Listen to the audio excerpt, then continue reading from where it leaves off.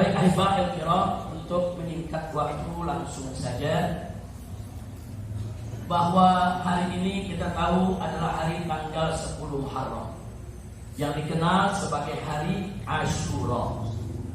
Pada hari ini ya ikhwan, ada satu nasihat sangat menarik yang disampaikan oleh Al-Imam Ibn Hajar Al-Haythami dalam kitab As-Sawa'iqul Muhriqah.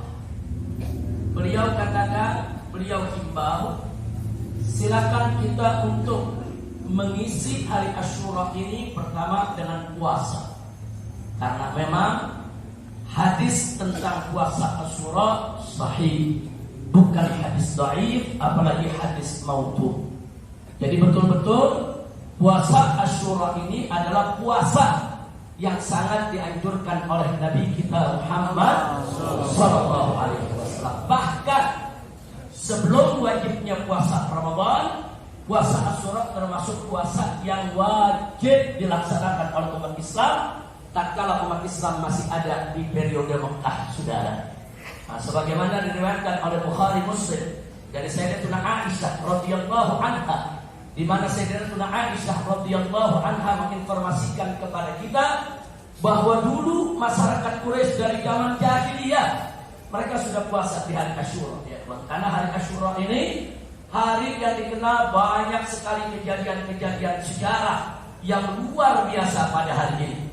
Seperti kejadian diterimanya taubat Adam oleh Allah Subhanahu wa taala, diselamatkannya Nabi Nuh alaihissalam, yaitu dengan umatnya, dengan pengikutnya yang sudah terombang-ambing di atas air bah 140 hari lebih, saudara, yang akhirnya diselamatkan oleh Allah. Tatkala surut, mereka semua mendarat dengan selamat. Begitu juga diselamatkannya Nabi Yunus alaihissalam dari perut ikan, saudara, sebagaimana kita tahu sejarahnya. Termasuk juga diselamatkannya Nabi Ibrahim dari kobaran api yang menyala, yaitu di mana Nabi Ibrahim dilemparkan ke api oleh Namrud untuk dibakar, tapi dengan izin Allah Subhanahu wa taala maka api pun tidak mampu membakarnya. Begitu juga, saudara, yaitu bagaimana Allah menyelamatkan Nabi Musa dan Bani Israel dari kejaran Fir'aun. Tatkala dengan mukjizat Nabi Musa dengan izin Allah terbelah lautan dan Allah selamatkan Musa, Allah tenggelamkan Fir'aun. Semua itu terjadi di hari Asyura, saudara. Nah, jadi sekali lagi, memang puasa Asyura ini merupakan puasa syariatul qadimah, merupakan syariat yang sudah lama, sudah ada jauh sebelum diwajibkannya puasa Ramadan. Begitu diwajibkan puasa Ramadan, maka puasa Asyura tidak wajib lagi, saudara. Faman syaa, yaitu falyasum, barang siapa yang menginginkan puasa silakan dia puasa. Nabi perkenankan, bagi yang enggak puasa pun tidak mengapa, ya ikhwan.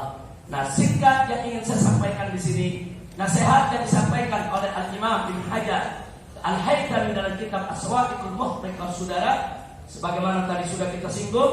Pertama, isi, yaitu hari Asyura ini dengan berpuasa.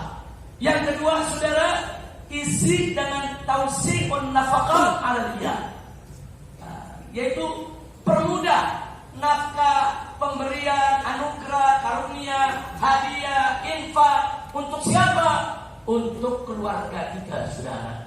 Dua hari ini sangat dianjurkan untuk kita berbuat baik dengan ibu kita, dengan bapak kita, dengan istri kita, dengan mertua kita, dengan anak-anak kita, dengan sepupu kita, dengan keponakan kita, dengan cucu kita. Lakukan apa saja kebaikan. Tausihun nafaqah, berikan derma kepada mereka semua, ya Pak. Yang punya utang dari keluarga kita, yuk kita bayarin utangnya. Yang nggak punya pakaian, yuk kita berikan pakaian kepada mereka. Yang nggak punya makanan di rumahnya, yuk kita kirimkan makanan kepada mereka. Tausihun nafaqah, yaitu perluas nafkah untuk iyal pada hari ini, merupakan sunnatul qa'imah yang diajarkan oleh Nabi Muhammad sallallahu alaihi wasallam. Nah, kemudian yang berikutnya, saudara, yang berikutnya nasihat daripada Imam Al-Haythami dalam kesempatan ini, beliau katakan hati-hati. Jangan sampai kita memperingati hari Asyura dengan cara-cara kaum rawafid atau kaum nawasib. Jadi ada dua kelompok saudara umat ini, ada dua kelompok yang tidak betul cara mereka merayakan Asyura-nya, yang jauh dari tuntunan Nabi Muhammad sallallahu alaihi wasallam. Yang pertama adalah kelompok Rawafid, yaitu Syiah Rafidhah, saudara. Di mana banyak di antara mereka di berbagai negeri pada hari ini merayakan Asyura, saudara, dengan ratapan, dengan histeris, dengan melukai badan, saudara, dengan memukul-mukul diri dengan berbagai macam senjata, bahkan dengan pedang dan senjata yaitu senjata tajam lainnya, saudara, sampai terluka kepalanya, wajahnya, badannya, saudara. Kenapa mereka lakukan itu? Kata mereka, saudara, untuk dapat tilas penderitaan para syuhada Karbala. Saudara, Nabi tidak pernah ajarkan dengan cara-cara sedemikian rupa, saudara. Bukan itu cara Ahlus Sunnah wal Jamaah. Bukan itu cara yang diajarkan oleh Nabi kita Sayyiduna Muhammad sallallahu alaihi wasallam. Yang kelompok kedua, kelompok Nawasib, saudara, Al-Mubghidun. Kelompok kaum Nawasib yang benci dengan Ahlul Bait. Disebutkan oleh Ibn Hajar Al-Haythami dalam kitab As-Sawa'iqul Muhriqah bagaimana mereka merayakan hari ini, saudara, dijadikan seperti hari raya, seperti hari Id. Mereka memakai pakaian baru, memakai pakaian bagus, menyediakan makanan-makanan yang enak. Kenapa? Karena mereka senang keluarga Nabi dibantai di padang Karbala, saudara. Jadi yang satu kelompok sedihnya berlebihan, saudara, sehingga merayakan dengan melukai diri.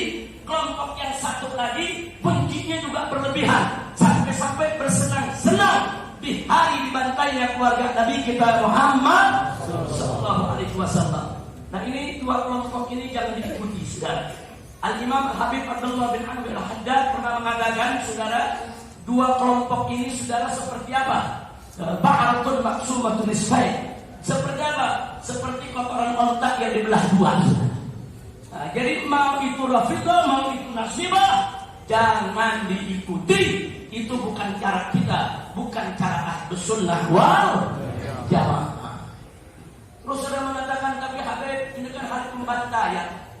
Kalau hari pembantaian wajar dong kalau kita harus bersedih. Sudah, tidak ada yang larang kita bersedih, tidak ada yang larang kita menangis, saudara. Tapi jangan histeris, jangan meratap, karena ratapan dan histeris itu bukan dari ajaran Nabi kita Muhammad sallallahu alaihi wasallam. Ya, Nabi juga meneteskan air mata, bahkan air mata Nabi lebih dulu tumpah sebelum terjadinya Karbala, saudara. Silakan baca kitab Dalailun Nubuwah dan Imam Al-Baihaqi. Begitu juga kitab-kitab hadis lainnya. Diceritakan bagaimana Nabi pernah duduk termenung, saudara. Kemudian beliau menangis. Datang seorang sahabat bertanya, ya Rasulullah, ada apa hari ini ya Rasulullah? Kau duduk termenung sendiri kemudian kau menangis. Nabi mengabarkan, hari ini aku dapat kabar dari malaikat Jibril alaihissalam. Jibril mengabarkan kepadaku bahwa cucuku Husain akan mati terbunuh. Cucuku Husain akan mati terbunuh. Kemudian Jibril bertanya kepada Nabi, maukah kau aku bawakan tanah dan tempat di mana Husain akan terbunuh? Nabi menganggukkan kepala. Kemudian dibawakan oleh Jibril dan Nabi kemudian menangis, sudah. Sebelum kejadian Nabi sudah menangis. Ini apa? Dalilun min dalailin nubuwah, bahwa Nabi memang seorang Nabi. Belum kejadian beliau sudah dikasih tahu apa yang akan terjadi oleh Allah Subhanahu wa ta'ala melalui malaikat Jibril alaihis. Jadi jangan pikir Nabi nggak tahu, saudara.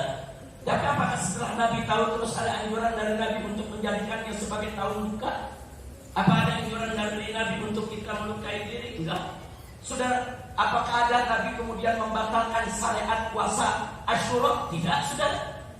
Nah, maka itu, saudara, ada mengatakan tidak perlu puasa itu di hari Asyura. Itu perbuatan mengada-ngada. Masa di hari kesedihan terhadap keluarga Nabi dibantai, kita rayakannya dengan berpuasa. Sesedih apapun kita, setragis apapun peristiwa Karbala, sebrutal apapun yang dilakukan oleh musuh-musuh Allah dan Rasulnya terhadap Ahlul Bait di padang Karbala, sama sekali tidak bisa membatalkan syariat yang sudah ditetapkan oleh Nabi kita Muhammad sallallahu alaihi wasallam. Puasa Asyura sudah ditetapkan oleh Nabi. Ada tasrih minan Nabi alaihi salatu wasallam. Nggak boleh sembarangan kita batalin hanya gara-gara peristiwa tragedi Karbala. Ya, kami sedih, kami peduli, kami prihatin, saudara. Ya, kami sedih dengan peristiwa tersebut. Ya, kami prihatin dengan peristiwa tersebut. Tapi jangan kesedihan kita, keprihatinan kita membuat kita terdorong untuk berubah syariat yang ditetapkan oleh Nabi Muhammad SAW. Kira-kira jelas tidak? Jadi puasa Asyura memang sudah disyariatkan oleh Allah dan Rasulnya. Alhamdulillah. Nah, baik, saudara. Selanjutnya yang ingin saya garis bawahi di sini, saudara, dijelaskan oleh Imam Syafi'i, dijelaskan oleh